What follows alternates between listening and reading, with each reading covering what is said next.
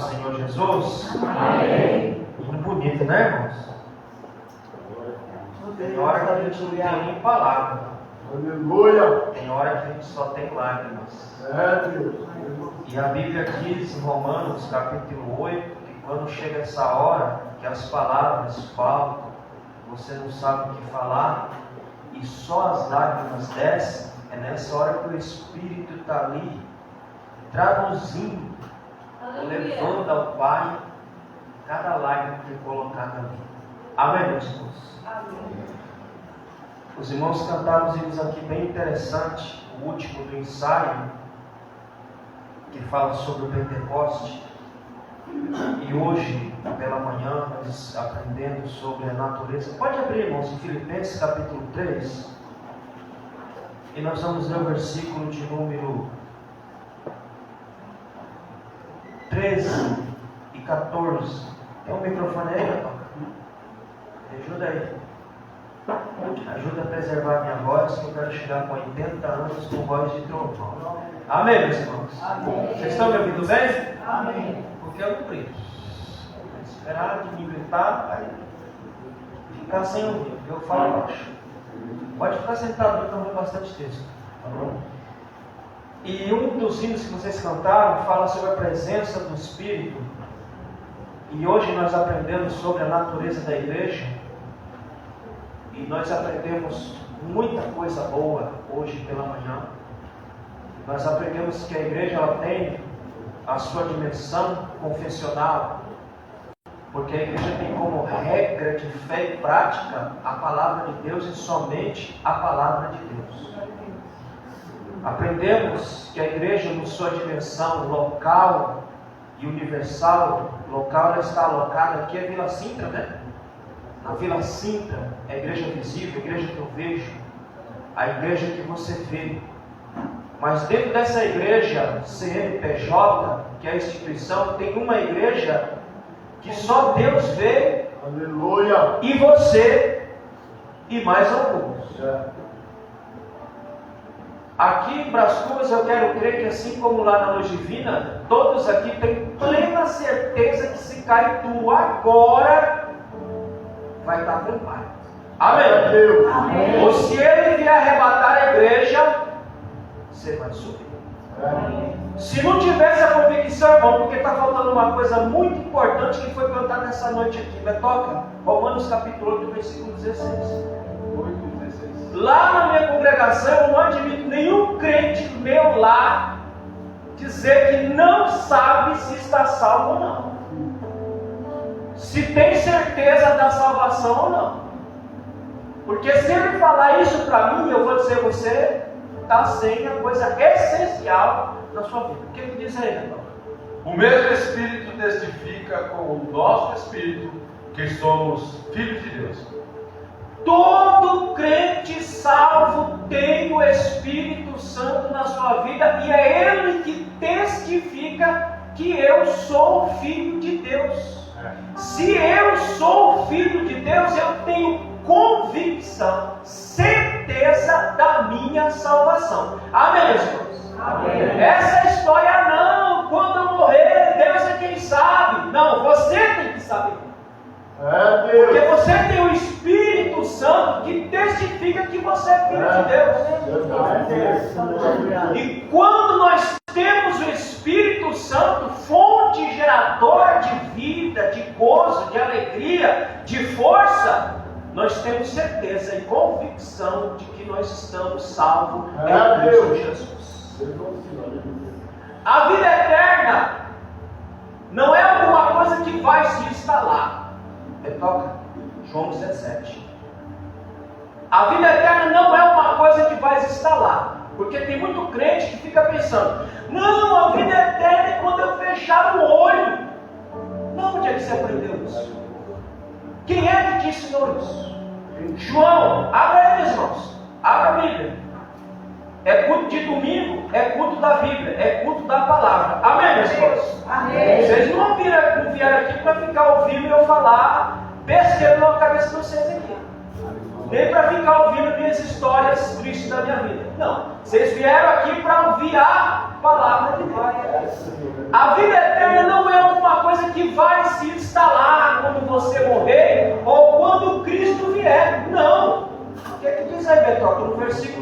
3 de João 17.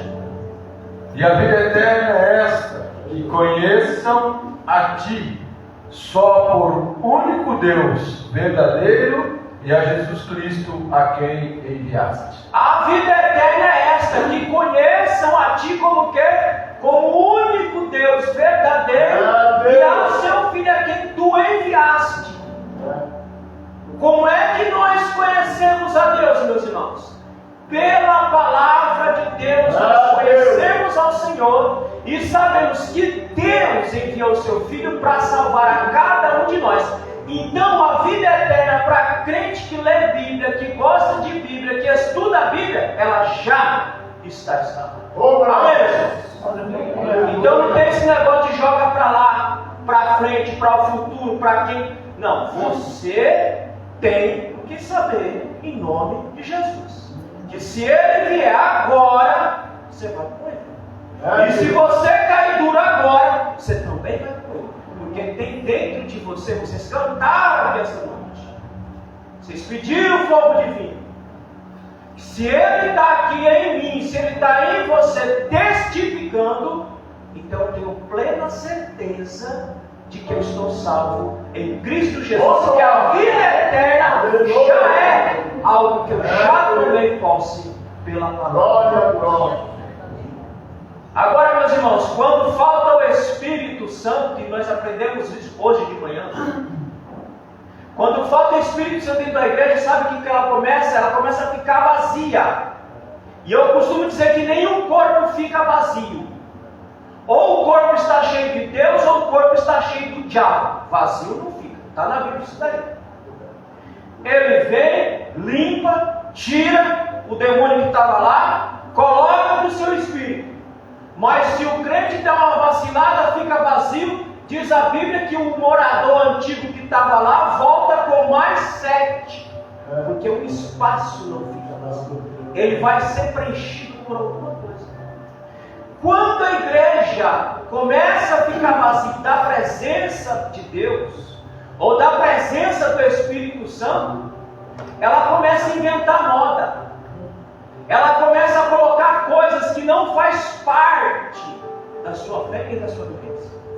Quando uma igreja, como comunidade, começa a ficar vazia do Espírito Santo, aí começa a se dar valor à programação e método de trabalho.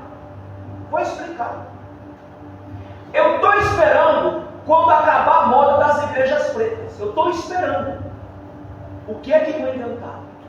Deus. Porque isso é um sinal, e você pode me chamar de ignorante, não tem problema, porque eu vou para o céu com a minha ignorância. Não tem lógica você pintar uma igreja dessa aqui, uma fachada de uma igreja com toda a fachada preta. É o que? Eu conheço isso como cabaré. Eu sei que cabaré é pintada de preto. E você baixa a luz dentro do ambiente. Ah, não, você quer para criar um ambiente. Que ambiente, irmão? Quem cria um ambiente para o Espírito habitar em você é você. Não é luz, não é cor, é você. Então, quando falta o Espírito, começa a programação e começa a método, invenção de moda para preencher aquele espaço com você. Vocês cantaram aqui hoje, vocês pediram aqui hoje a presença poderosa do Espírito na vida de cada um de vocês. Acabou de cantar aqui. Tem hora, Senhor, que eu não tenho palavras. Tem hora que eu não sei nem o que dizer na oração.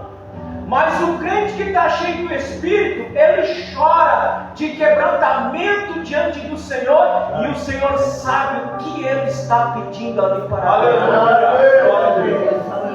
Irmão, nós estamos nos trabalhos finais. Eu não estou falando do culto. Nós estamos nos trabalhos finais da igreja na terra.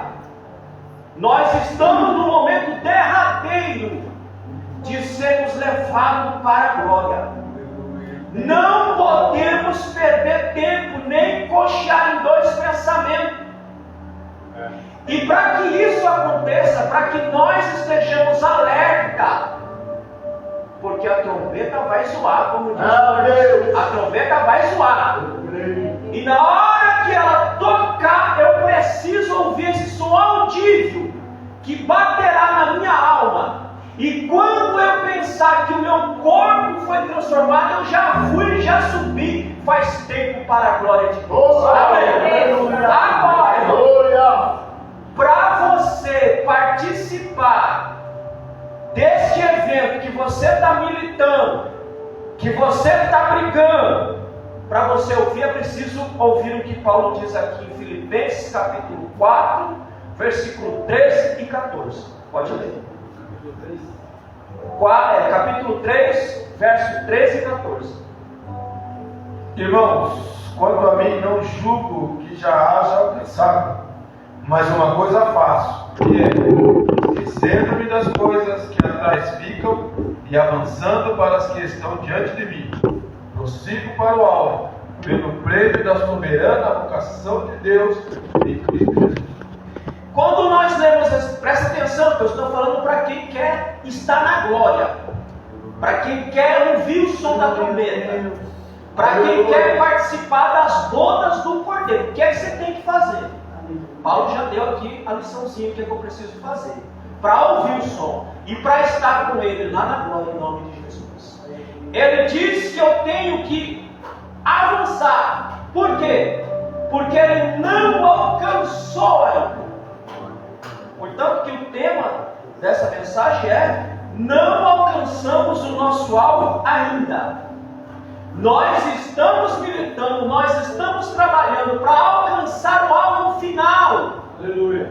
E o alvo final é a redenção final de nossa alma e de nosso corpo quando a trombeta tocar. Amém, meus irmãos? Aleluia. Agora, para isso acontecer, para eu alcançar, e Paulo usa essa palavra aqui como ato contínuo. Não é avançar hoje e parar amanhã. É como Jesus disse: se você colocar a mão no arado, não, você pode soltar um pouquinho para descansar, é assim que está lá.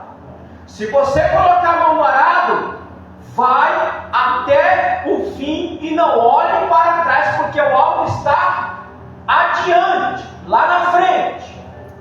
Então não é pegar hoje e largar amanhã, é pegar e continuar. Não me interessa, irmão, qual seja a circunstância de sua vida. Nenhum crente tem que pôr na cabeça que para servir a Jesus tem que ter circunstâncias favoráveis.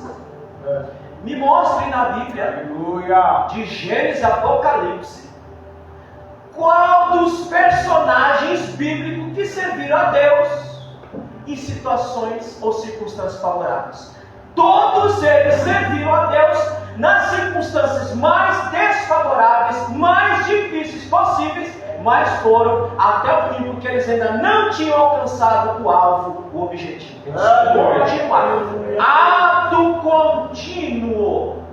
Eu não alcancei ainda, eu preciso alcançar. Portanto, que eu continuo, como diz Paulo, avançando. No versículo 14 ele coloca outra palavrinha interessante aí: esquecendo-me. E aí a gente fica pensando. Paulo diz que eu tenho que avançar, que eu tenho que prosseguir e que eu tenho que esquecer. Mas do que eu tenho que esquecer? E a ideia da palavra esquecer é de um corredor. Lembre, você está numa corrida. Você está numa corrida. E o seu alvo você ainda não alcançou. Portanto, você tem que continuar correndo. Porque a ideia da palavra esquecer é essa, de um corredor que está correndo com o seu corpo inclinado, com os seus braços estendidos, para alcançar a sua meta, alcançar o alvo que é a vitória final. Amém, meus irmãos? E aqui eu estou passando para um monte de coisa por cima para a gente chegar no tempo certo aí para poder voltar aqui outra vez. Amém, meus irmãos? Amém. Então a pergunta é: do que eu tenho que me esquecer? Porque não é isso que Paulo está dizendo aí, que eu tenho que... lê de novo aí, Beto, capítulo 3, versículo 13.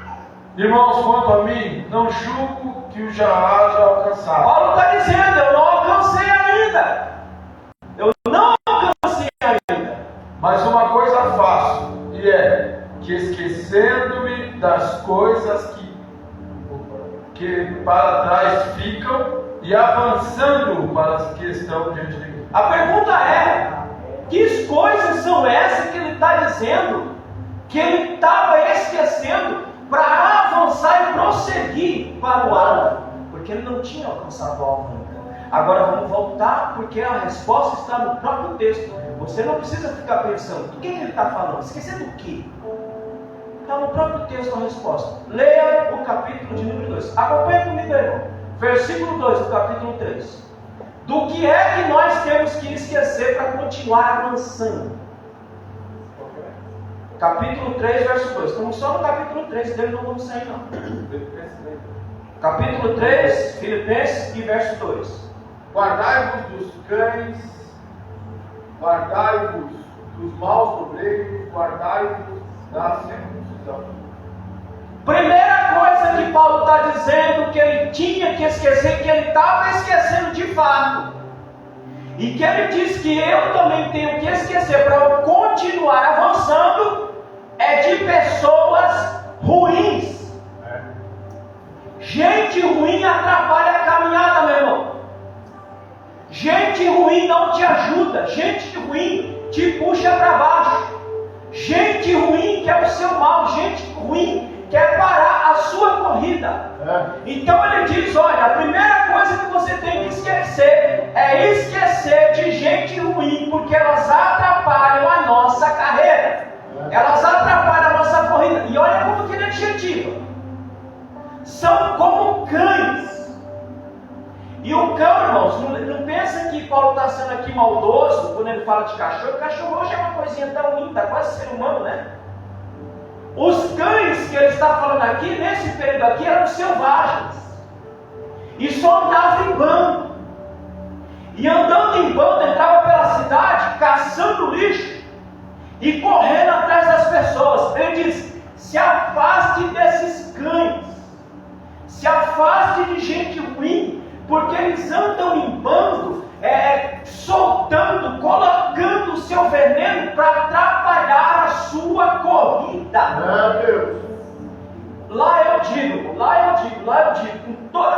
meu irmão, quando chegar um filho do Satanás, porque tem, viu, irmão? Tem filho de Deus e tem filho de Satanás no nosso meio. Infelizmente, tem.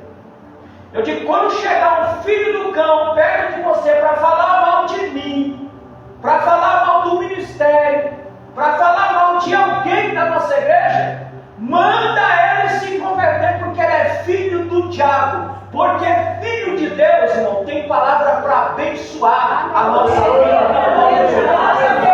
Se afaste de gente ruim, porque isso aqui nem sabe. Se você continuar convivendo com gente ruim, com gente que não presta, é que nem sarna. Você vai ficar igual a ele. Você vai começar a pensar como ele, você vai começar a andar como ele, você vai começar a agir como ele. Então Paulo diz: esquece os cães, porque são gente que atrapalha a nossa caminhada. Aí ele diz: os maus obreiros, que arrastam atrás de si uma legião de prosélitos. Irmão, é natural nosso. Lá em João do Evangelho, capítulo 1, João diz que é natural nosso dar mais crédito à mentira do que à verdade. Os maus obreiros são destiladores de mentira. São pessoas que destilam seu veneno, são pessoas que maltratam a obra de Deus, maltratam os crentes, porque eles só têm um objetivo: arrastar atrás de si as pessoas para a perdição, cuja eles estão indo para o mesmo lugar. Amém? Amém. Aí ele diz: de que mais que eu tenho que me esquecer? E ele vai adjetivando. E ele fala: guardai-vos da circuncisão. Eu sei que os irmãos sabem, mas tem uma diferença nessa palavra aqui.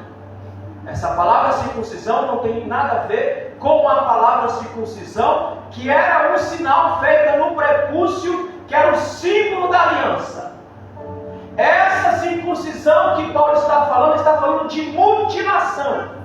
não de um sinal, mas ele está falando de uma mutilação, e de uma mutilação que era praticada no culto pagão.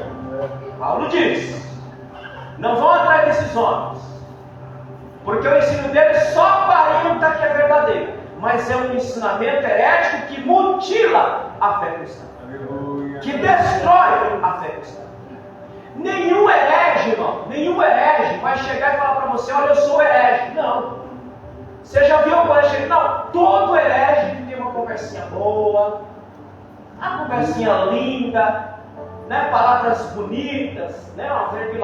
Uma verbalização agradável. Eles falam: nossa, que pastor! E ele está soltando um monte de heresia, mas as palavras são boas, são bonitas, e nós vamos abraçando aquele. Irmão, sabe qual é a dificuldade do trabalho pastoral hoje? É que nós temos que estar pregando aqui e os irmãos fazendo comparação com os pregadores de internet. Irmão, pregador de internet não prega a Bíblia. Pregador de internet prega para manter a agenda e manter os cofres cheios. Você já viu um pregador de internet pregar a palavra do jeito que ela é?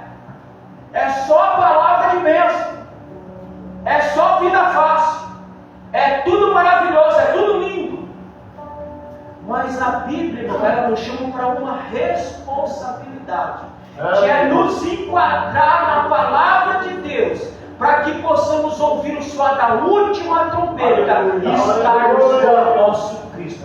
Mas nós queremos ser apagados, nós queremos ser mimados, nós não queremos ouvir o que diz a palavra. Irmão, nós estamos vivendo uma geração de uma igreja que está desacostumando a ouvir somente a Bíblia e não invenção. Nós estamos numa geração que o povo sobe no púlpito para trazer suas ideias, para trazer seus conceitos, para trazer suas analogias, e Bíblia, muito pouco. E aí o povo desacostuma a ouvir a palavra, aí quando ouvir a palavra diz: nossa, mas que pregador duro é esse? Que pregador é esse que o pastor Arnaldo arrumou? Da onde que saiu esse homem? Não sei de lugar nenhum, só faço reverberar o que está dentro. Se livra, se esquece de gente ruim, porque são como cães, são obreiros maus. Dizem que tem circuncisão, mas na verdade é mutilação. E aí Paulo vai dizer que a verdadeira circuncisão é aquela que é feita. Não. Do que eu preciso me circuncidar? Não nos vamos ler não, só vou citar vocês. A circuncisão que foi feita com Abraão, ela tem um teor espiritual. É que os judeus só vê ela como um sinal visível, mas ela tem um teor espiritual. Se você abrir em Deuteronômio capítulo 10, versículo 16, ele vai dizer: circuncisão do coração, que a sua alma tem a marca verdadeira do sangue de Cristo na sua alma. Circuncisão dos ouvidos, Jeremias 6,10. Que os seus ouvidos, que os seus sentidos ainda tenha sensibilidade para ouvir a voz de Deus falando em seu coração. Circuncisão dos ouvidos, circuncisão dos lábios. Êxodo capítulo 6, versículo 20. Olha que Davi diz: o Senhor me tirou de um túmulo. O Senhor me tirou do lixo, porque eu estava atolado no lixo. Me tirou do lixo, colocou os meus pés em solo firme. E o que mais que ele fez? Colocou um cântico novo nos meus lábios. Circuncisão dos seus lábios. Sua boca é para bendizer, para glorificar, para abençoar o nosso Senhor Jesus Cristo. Sua boca é para consolar, sua boca é para edificar, sua boca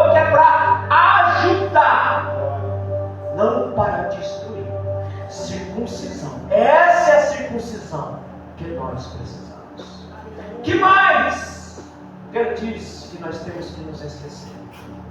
E aí no capítulo 3, ao versículo 6, Paulo diz: se esqueça da autoconfiança.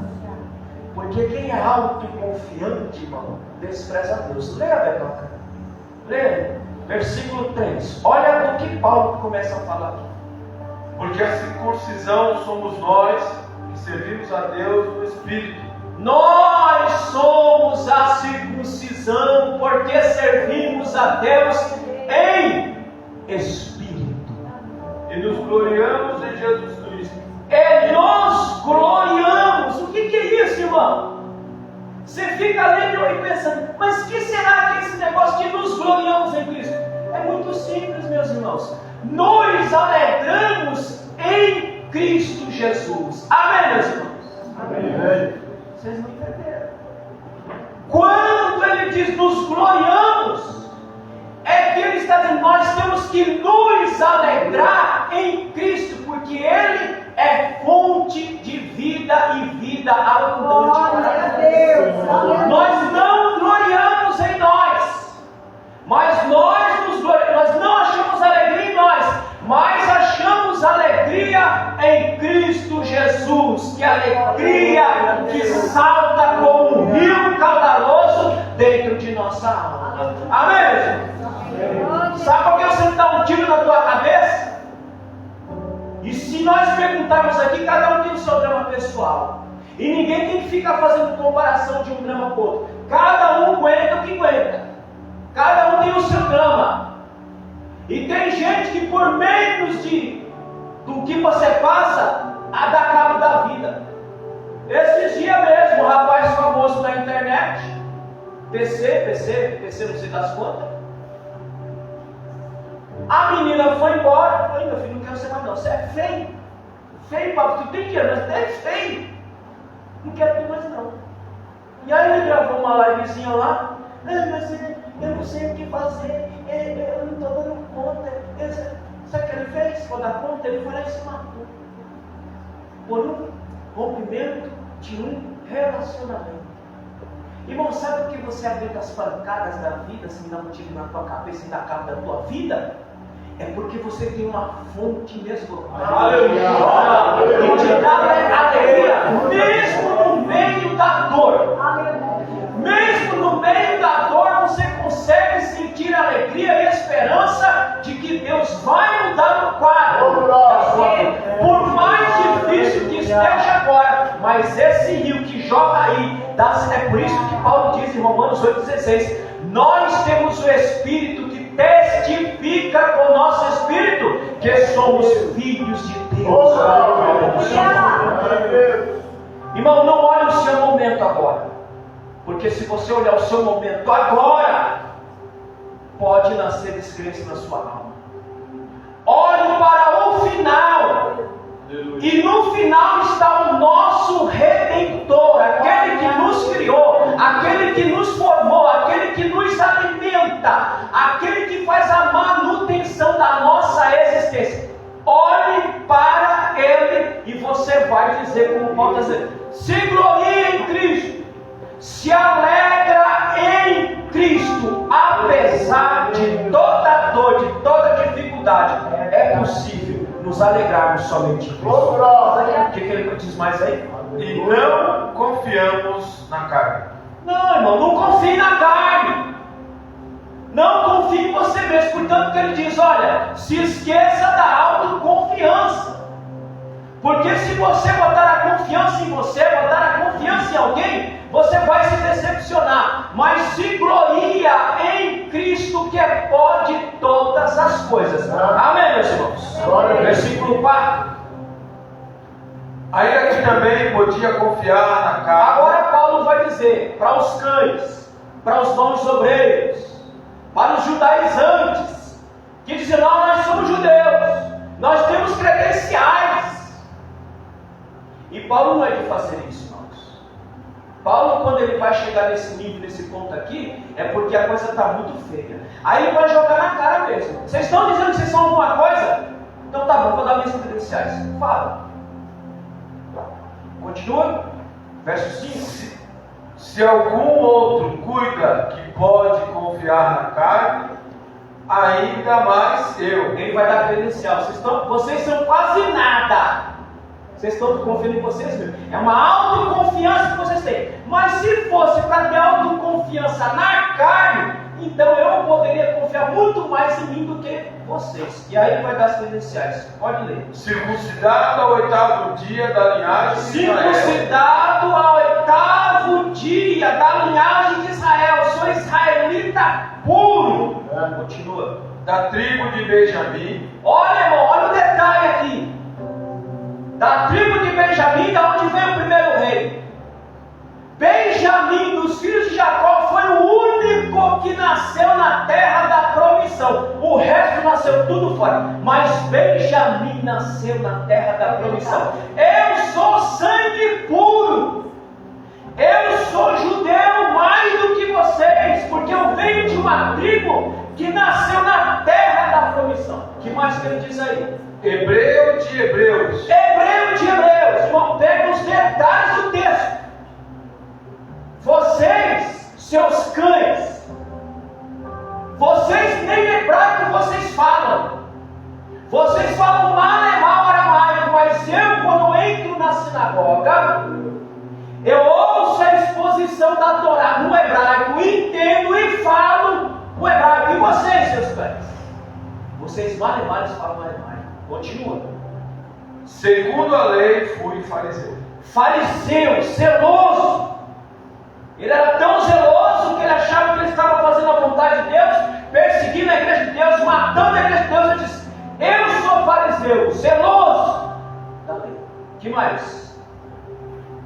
Verso 6.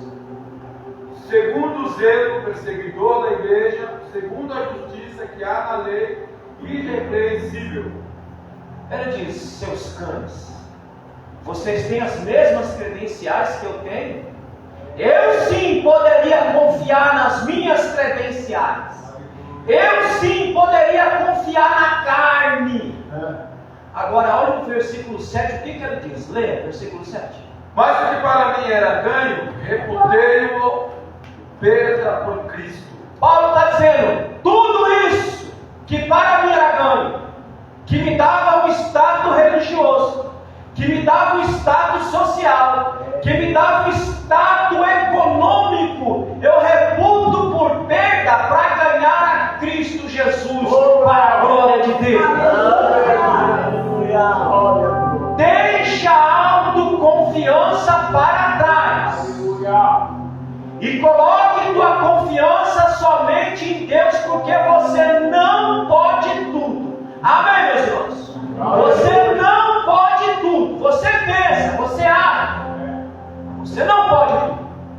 O único que pode tudo é aquele que lançou os fundamentos da terra. Aleluia!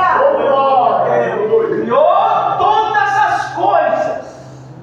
E não se contentando de criar um espaço físico, ele diz: agora eu vou fazer a minha imagem e semelhança, e vou colocar no espaço físico e vou coroar a minha testa. Nós somos dependentes inteiramente de Deus, irmãos. Se você está aqui hoje, é porque Ele te deu graça e misericórdia para você passar mais um dia. Mas está muito difícil o problema. Dê graças a Deus. Dê glória a Deus. Dê aleluia. Sabe por quê? Porque você está com vida, você está com força, você está com ânimo para ver a dificuldade na sua vida, na sua cara, e você continua dizendo: mas o Senhor é o Deus Todo-Poderoso que dará cabo a essa situação. Glória. Esqueça da autoconfiança para você continuar avançando para a glória de Deus. Versículo 8. E na verdade tenho também por perda todas as coisas. Ele está se referindo às suas credenciais. Isso tudo para mim é nada. Continua. Pela excelência do conhecimento de Cristo. Mas eu largo tudo isso. Pela excelência do conhecimento de Cristo, que é maior do que toda a minha credencial como judeu, como israelita, como homem, isso tudo eu reputo por perda para ter a excelência do conhecimento de Cristo para a glória de Deus. Nenhum conhecimento humano pode se comparar ao conhecimento que nós temos de Cristo. E conhecimento aqui não é apreensão intelectual, não. Conhecimento aqui é viver e andar com Deus. Isso é conhecimento na Bíblia. Porque tem muito teólogo que conhece a letra da lei, mas não conhece o autor deste texto sagrado.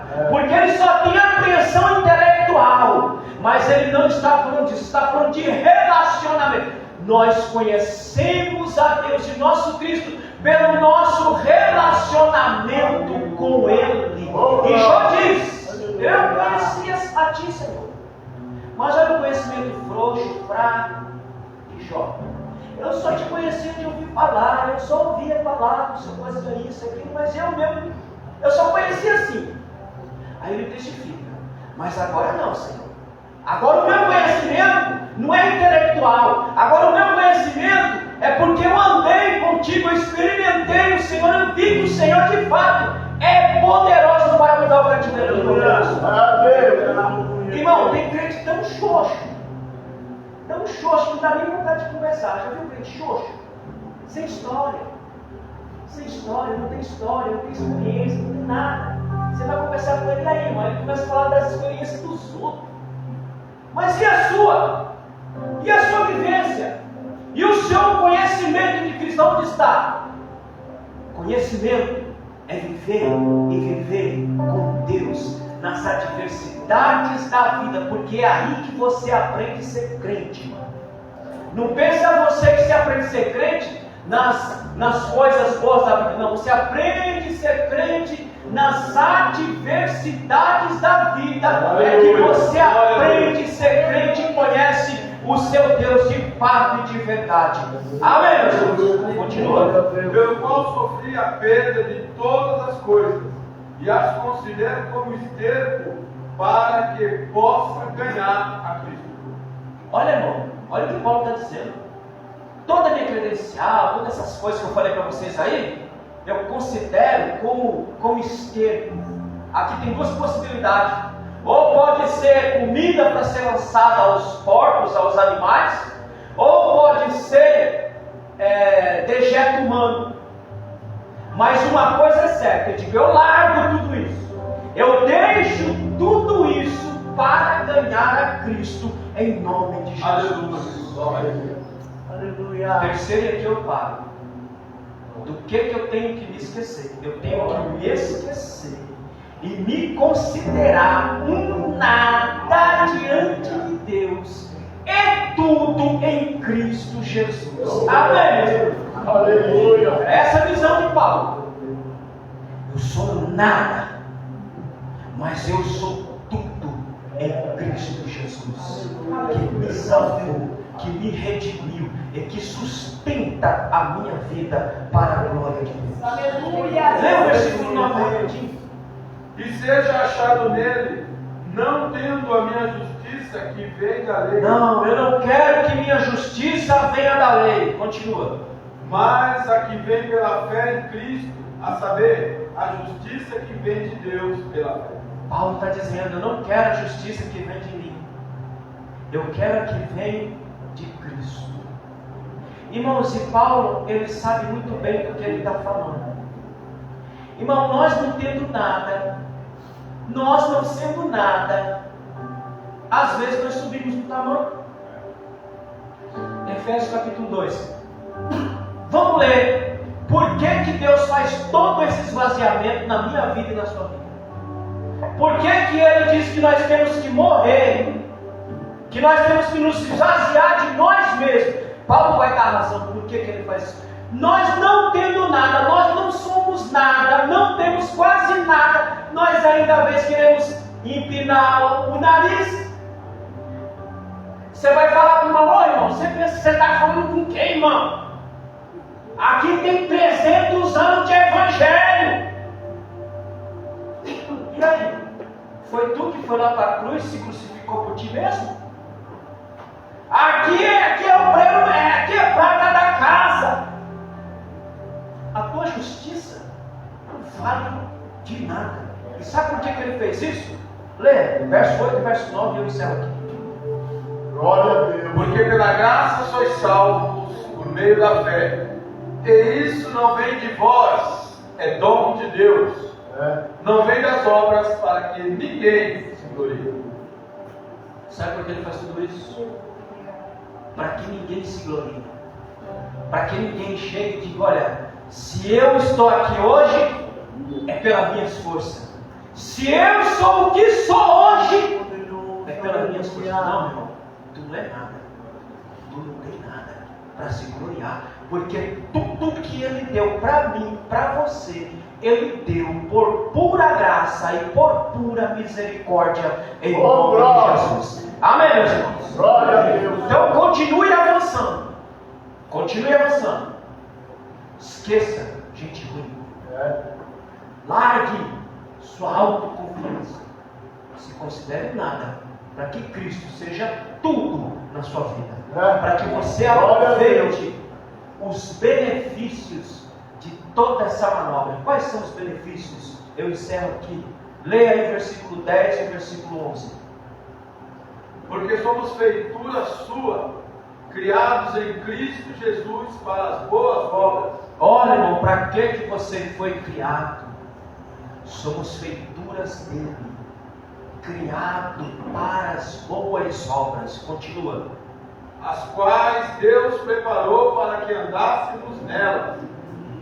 Portanto, lembrai-vos de que vós, noutro tempo, eres gentios na carne e chamados incircuncisão, pelos que na carne se chama circuncisão, feita pela mão dos homens. Nós não éramos nada.